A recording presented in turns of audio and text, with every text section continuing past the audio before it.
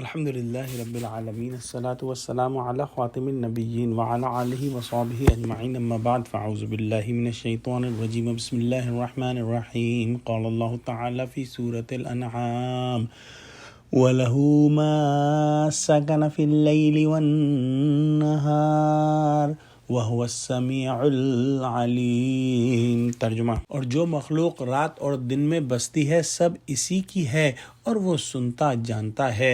پچھلی آیت کے اندر اللہ سبحانہ وتعالیٰ نے آسمانوں اور زمینوں کے بارے میں فرمایا تھا کہ جو کچھ اس میں ہے وہ اللہ سبحانہ وتعالیٰ کا ہے، اور گویا یہ بات جو ہے وہ مکانی بات تھی، اور اس آیت میں جو ہم نے ابھی پڑھی اللہ سبحانہ وتعالیٰ زمانی طور پہ فرما رہے ہیں کہ چاہے دن ہو یا رات ہو، جو کچھ بھی ہے وہ سب اللہ سبحانہ وتعالیٰ ہی کا ہے۔ گویا ہر وقت اور ہر جگہ اللہ سبحانہ وتعالیٰ کی ہی مکمل حکومت، مکمل قبضہ اور اقتدار ہے۔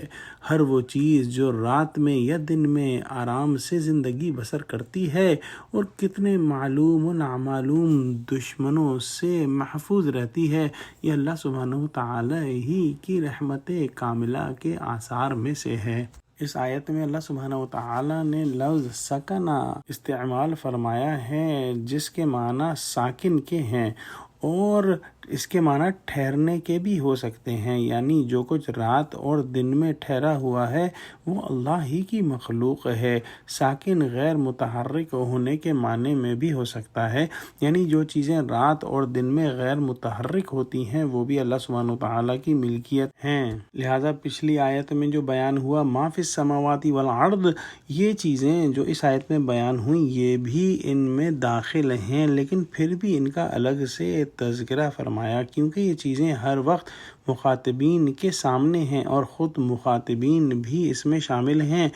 جو کچھ نظر کے سامنے ہو اس کو دیکھ کر زیادہ بصیرت اور عبرت حاصل ہوتی ہے۔ کچھ مفسرین نے اس آیت کا ترجمہ اس طرح فرمایا ہے کہ اور اسی کا ہے جو کچھ ساکن ہو جاتا ہے رات میں اور متحرک ہو جاتا ہے دن کے وقت، اور وہ سب کچھ سننے والا جاننے والا ہے۔ اور فرمایا ہے کہ یہاں سکنہ کے مقابل لفظ تحرکہ محذوف ہے۔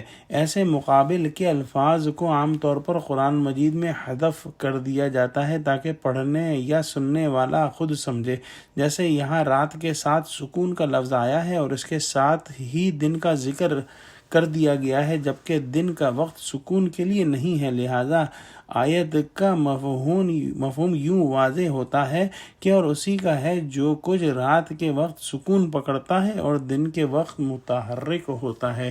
واللہ اعلم۔ پھر آخر میں فرمایا کہ وَهُوَ السَّمِيعُ الْعَلِيمُ، کہ اللہ سبحانہ وتعالیٰ سننے والا جاننے والا ہے۔ سب اپنے اقوال اور اعمال کی طرف غور کریں کہ اللہ تعالیٰ کی رضا کے خلاف تو نہیں چل رہے ہیں۔ دعا کرتے ہیں کہ اللہ سبحانہ وتعالی ہم کو قرآن کا فہم عطا فرما۔ آمین۔ وآخر دعوانا الحمدللہ رب العالمین۔ السلام علیکم ورحمۃ اللہ وبرکاتہ۔